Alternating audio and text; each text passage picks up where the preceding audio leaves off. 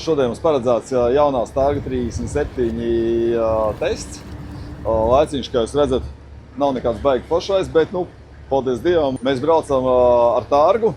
Un tas ir tā labā ziņa, ka Targa ir tā, kas brauc arī šādos apstākļos vietā, vējā, praktiski ir kādos apstākļos. Apsies, jaktklubā ir klusums, viss laivas ir savās vietās. Protams, ne Targa. Brauksim, skatīsimies. So many times I go like Yeah. and turn my head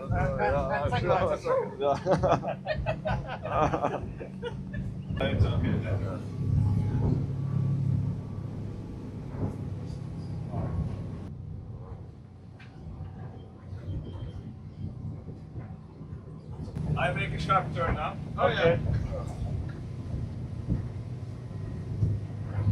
With 30 knots.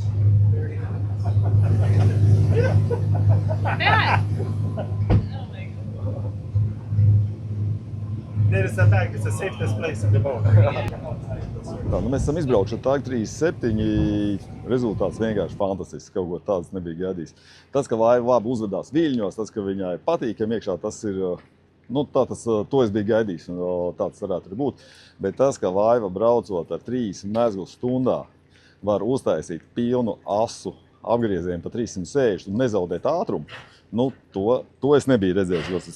Tas liecina par to, ka tas korpus ir ļoti pareizi uzkonstruēts un tik forši braucam. Es gribu parādīt, kā jums izsās mašīna telpa.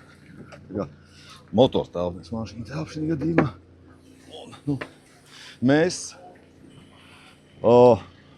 braucām ar laivu, kurā bija D6 420 zirga dzinēji. Šai ir pa D6 480. Es nezinu, kā šī uzvedās, bet droši vien, ka bišķi jaudīgāka, mazliet lielāks degvielas patēriņš. Noteikti, ka nekad liels motors nav bijis par lielu laivai. Bet, redziet, par 480. Tas, ko jūs varat redzēt, ka cik smuki iekšā izstās motortāpā, pietiek vietas servisam, mierīgi var iekāpt, apkopt motoru, nav nekāda saspiestība. Un tas ir tikai 37. izmērā ar 2 lielajiem D6 dzinējiem.